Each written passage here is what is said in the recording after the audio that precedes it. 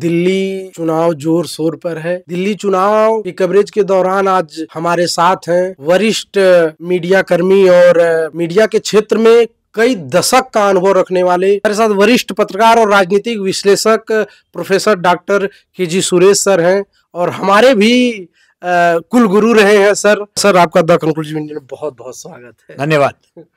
Sir, पहला सवाल, दिल्ली में चुनाव है 70 सीटों पे और पार्टियां अपने अपने तरह से जोड़ लगा रही हैं, लेकिन सर अगर शिक्षा व्यवस्था की बात करें तो दिल्ली की शिक्षा व्यवस्था आप किस तरह से देखते हैं? देखिए, इसमें कहीं कोई दो राय नहीं कि शिक्षा के क्षेत्र में काम हुआ है ना। लेकिन जिस तरीके से बताया जा रहा है, क्या उतना काम हुआ है? क्या ब्रांडिंग शिक्षा के नाम पर जो हुई है वो क्या जमीनी हकीकत है क्या? तो शिक्षा के क्षेत्र में कुछ स्कूल्स अच्छे काम कर रहे हैं, इसमें कहीं कोई दो राय नहीं है। लेकिन क्या वो सभी प्राथमिक शिक्षा के लिए हम बोल सकते हैं क्या हम सभी जो है माध्यमिक शिक्षा के लिए बोल सकते हैं क्या?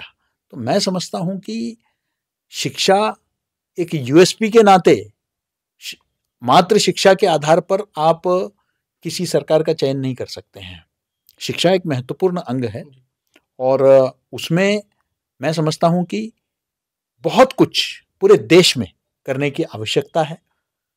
हमने राष्ट्रीय शिक्षा नीति के अंतर्गत भी ग्रोस एनरोलमेंट रेशियो बढ़ाने की आवश्यकता है। मिड डे मील स्कीम्स को सही तरीके से इम्प्लीमेंट करने की आवश्यकता है और इसी तरीके से हम शिक्षा यूनिवर्सल एजुकेशन की जो बात करते हैं, चौमुखी विकास विद्यार्थी का हो, उसका वोकेशनलाइजेशन हो। तो इसलिए मैं नहीं समझता हूं कि दिल्ली कोई रोल मॉडल है शिक्षा के लिए, यह मैं नहीं समझता हूं।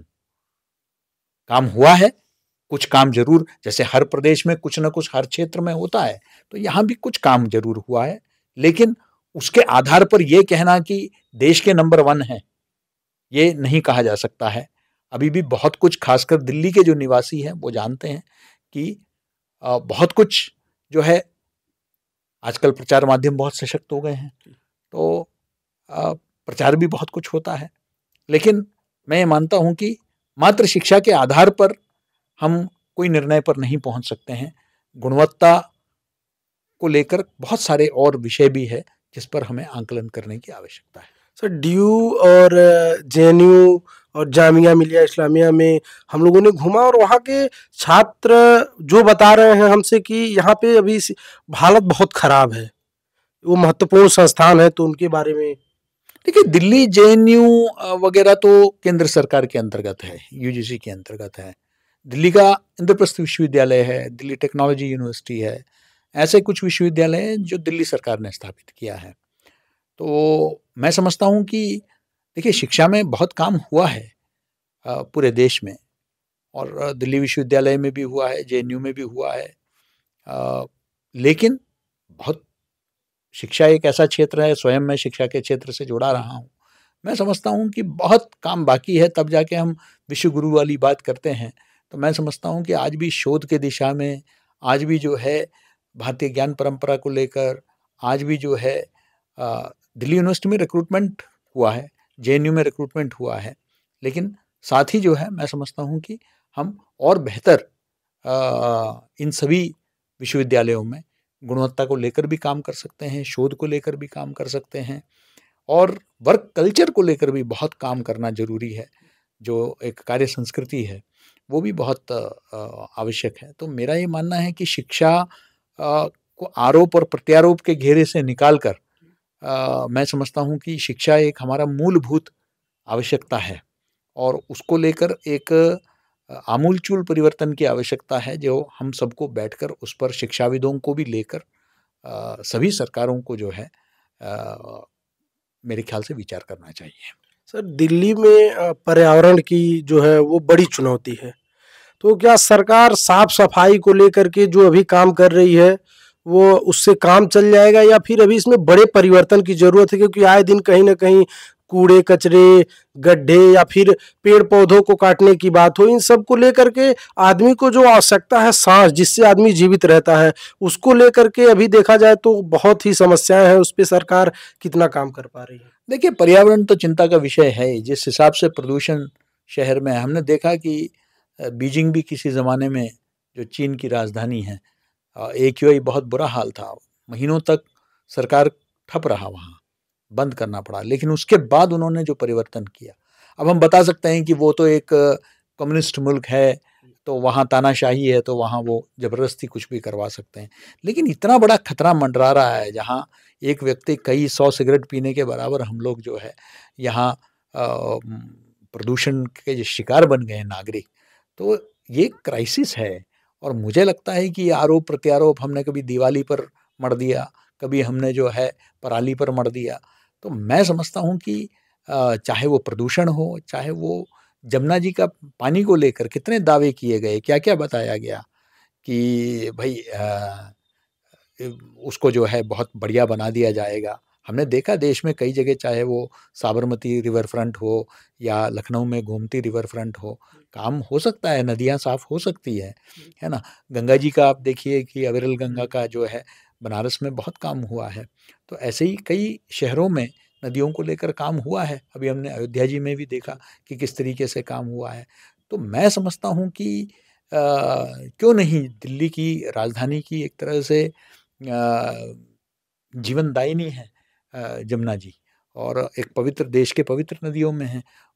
उसका हालत देखेंगे तो नाले से भी बदतर हो गई है, तो उसको क्यों नहीं साफ़ किया जा सकता? वो विषय क्यों नहीं है चुनाव का? मैं समझता हूँ थोड़ा बहुत आरोप लग रहे हैं। तो इसी तरीके से स्वच्छता को लेकर कूड़ों के जो पहाड़, चाहे गाज़ीपुर में हो और जगह जो खित्ते बने हुए हैं, बहुत ही छोटे शहर में भोपाल में देखता हूँ कि भोपाल में जब आप सांची की तरफ जाते हैं तो उन्होंने कितना बढ़िया मेंटेन कर रखा है। मैं समझ सकता हूँ भोपाल छोटा शहर है दिल्ली के बनिस्बत, लेकिन मतलब एक मैनेजमेंट सिस्टम तो वेस्ट मैनेजमेंट सिस्टम है। इतने बड़े शहर का जो देश की राजधानी है और हम अपने आप को वैश्विक शक्ति के रूप में देख रहे हैं, तो हमें करना पड़ेगा। लेकिन यहाँ एक मल्टीप्लिसिटी ऑफ अथॉरिटी है इस शहर में, जहाँ कुछ काम DDA के पास है, कुछ काम म्युनिसिपैलिटी के पास है, कुछ दिल्ली सरकार के पास है, तो NDMC केंद्र सरकार के पास है। तो ऐसे जिसे कहते हैं कि मल्टीप्लिसिटी ऑफ अथॉरिटी, बहुत सारे प्राधिकरण, बहुत सारे अधिकार जो है वो बटा हुआ है। तो एक कॉमन अथॉरिटी है नहीं जो इस विषय को लेकर विचार करें। तो मैं समझता हूँ कि अभी दिल्ली में दिल्ली सरकार है, तो उनके पास कुछ महकमे उनके पास है, तो उनके पास ज़मीन नहीं है, कानून व्यवस्था नहीं है। तो इस तरीके से बहुत सारे डायकोटॉमी हैं। मैं समझता हूँ कि इन सबको दूर करने की ज़रूरत है, तभी दिल्ली वालों को न्याय मिलेगा। ये जो साथ में एजेंसियों को काम करने की ज़रूरत है, लेकिन वो जो राजनीतिक उसमें फँसे हैं, जिसके चलते जो है आरोप-प्रत्यारोप तो खूब सुनाई देते हैं, लेकिन बेहतरी हमको नहीं दिखाई देता। एक विभाग आके सड़क खोदता है, दूसरा बना देता है, अगले दिन वो तीसरा आके खोद देता है उसको। तो ये दिल्ली वाले इन सब चीज़ों से परेशान हैं, कूड़े को लेकर बहुत परेशान हैं। मैं समझता हूँ कि इस तरह बहुत सारी समस्याएँ हैं जो तो अब क्या हो रहा है, दुःख इस बात का है कि हमारे चुनाव का पूरा चर्चा जो है वो कुछ रेवड़ियाँ बाँटने को लेकर है।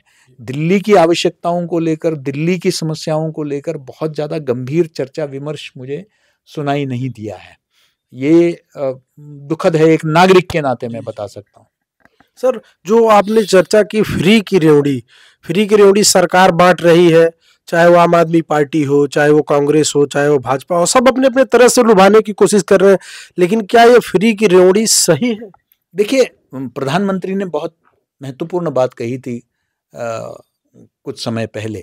उन्होंने कहा कि ये फ्रीबी का जो कल्चर है, इससे हमें उठना पड़ेगा, और फ्रीबी के कल्चर के साथ-साथ एक है कल्याणकारी योजनाएँ।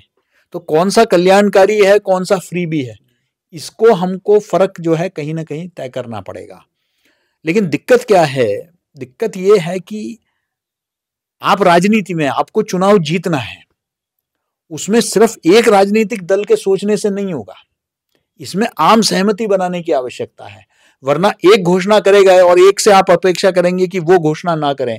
एक तो सब कुछ फ्री में देगा, पानी देगा, बिजली देगा, फ्री में महिलाओं को बसों में घुमाएगा, तो दूसरा चुनाव आएगा तो वो शांत बैठे रहे हैं, वो सिर्फ कहेगा कि नहीं हम फ्री भी नहीं देंगे, तो उसको वो चुनाव तो कभी नहीं जीत पाएगा। तो हमको अगर आम सहमति नहीं बनाएंगे कि भाई एंटाइटलमेंट ना बने, ये जहां आवश्यकता है। अब जैसे मैं तो बता सकता हूँ, और मुझे इस बात का कोई डर भी नहीं है कि भाई दिल्ली में अब जैसे हम सभी महिलाओं के लिए बसों में फ्री है, मैं कहता हूं कि जरूरतमंद महिलाओं के लिए आप मुफ्त करिए ना, किसी को कोई परहेज नहीं है, लेकिन सिर्फ महिला होने से तो आप एक तरफ कह रहे हैं महिला और पुरुष बराबर है, एक तरफ आप कह रहे हैं कि महिला सशक्तिकरण होना चाहिए, तो हम ये जो फ्री का कल्चर है, तो फिर भाई सब्जी में भी हम उनसे पैसे ना लें, हम उनको बाजार में भी हम लोग कुछ ना लें पैसे, ये कोई ऐसे पब्लिक ट्रांसपोर्ट नहीं, वो तो बैठ जाएगा, उसका इकोनॉमी अर्थव्यवस्था का क्या होगा, इसका पैसा कौन, खामियाजा कौन भरेगा, सिर्फ मध्यम वर्ग ही भरेगा क्या? सवाल ऐसे बड़े बड़े सवाल भी है। तो फ्रीबीज का कहीं ना कहीं हमको भाई जरूरतमंद है उनको देने में किसी को परहेज नहीं है, लेकिन दिक्कत तब आती है जब वो आप कहेंगे कि एक मुश्त में आप कहेंगे कि पूरे जितने भी यहाँ बुजुर्ग हैं हमने सबको दे दिया इतने पैसे, कि कितने बुजुर्ग हैं जिनको जरूरत है, तो जरूरत है उनको ज्यादा दे दीजिए, लेकिन जो नहीं जरूरत है, देखिए हम लोगों के पास पहले सभी के पास राशन कार्ड होता था, अब आधार कार्ड आ गया, राशन कार्ड हमारा आइडेंटिटी थी, अब राशन कार्ड खत्म तो राशन भी खत्म। अब हम लोग मध्यम वर्ग के लोग हम जो है अब हम राशन नहीं लेते, हम तो बाजार से खुले बाजार से लेते हैं, राशन अब हमें मिलता नहीं है, लेकिन वो किसको जरूरत है, गरीब परिवारों को जरूरत है ना, उनको उनको दीजिए आप।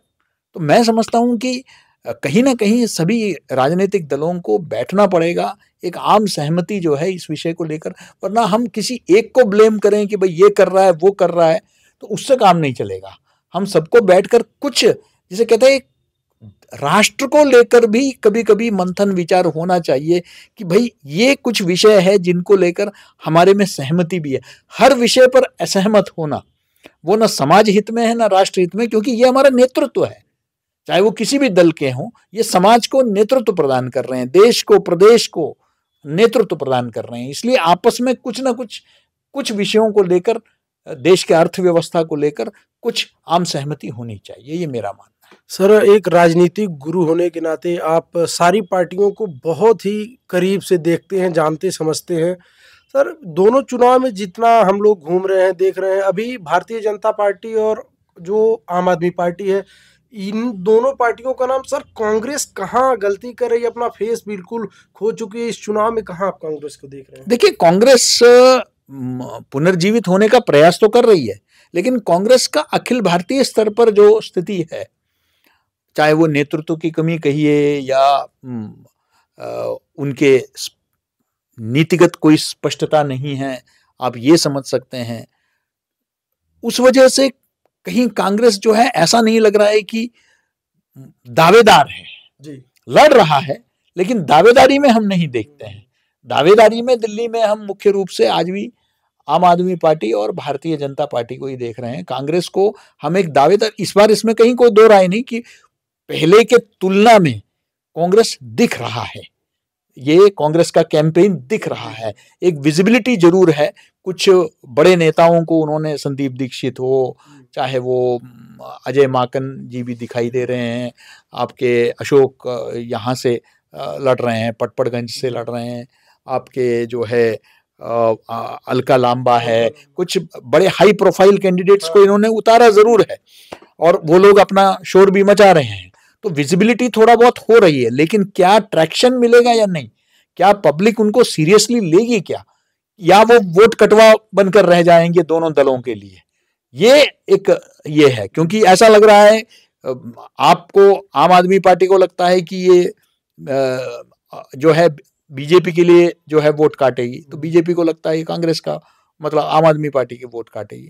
तो वोट कटवा की भूमिका में आज कांग्रेस जैसे एक राष्ट्रीय दल देखा जा रहा है, उसको एक गंभीर दावेदार की तरह उसको नहीं देखा जा रहा है। तो ये जब तक राष्ट्रीय स्तर पर उसका उत्थान नहीं होगा, मुझे लगता है कि तब तक, क्योंकि दिल्ली तो राजधानी है भाई, तो तब तक वो गंभीरता से लोग नहीं देखेंगे उसको।